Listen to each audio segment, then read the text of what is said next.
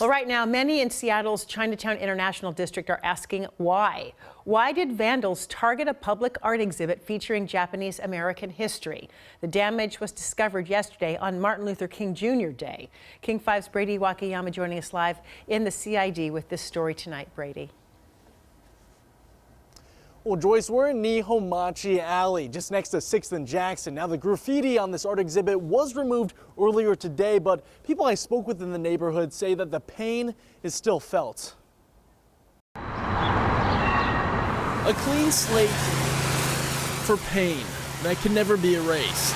This is the worst that I have seen it, ever. You know, of just trying to literally cover our history. A history riddled with scars. It created pain in February of 1942, and that pain now continues. After Jeff Liang, the interim director for the CID Business Improvement Area, a nonprofit focused on advocating for the historic neighborhood, discovered vandalism MLK Day in Nihonmachi Alley. There was black paint just covering basically most of it, right? Lettering, words, there were some Bible verses here, paint all over all this, just covering everything here.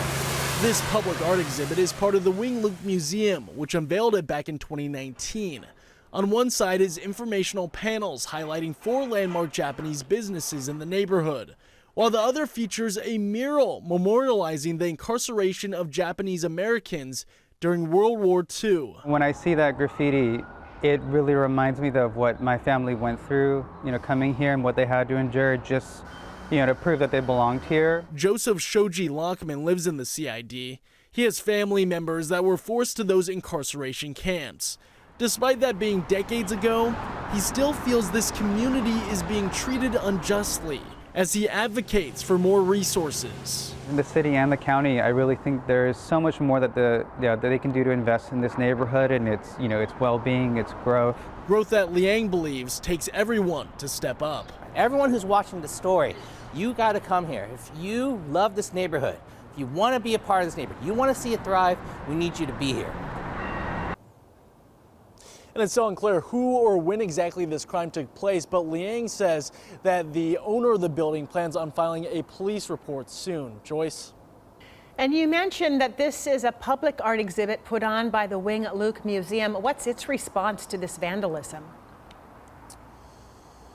Yeah, Joyce, staff with the Wing Luke Museum did email me a statement earlier today, and they said in part they're deeply saddened by the vandalism and describe it as extremely upsetting. They also say that they are thankful for the building owners as well as the CID BIA for, of course, cleaning up and restoring this art exhibit as well. You can read the full statement on our website, king5.com. Joyce? Brady, thank you.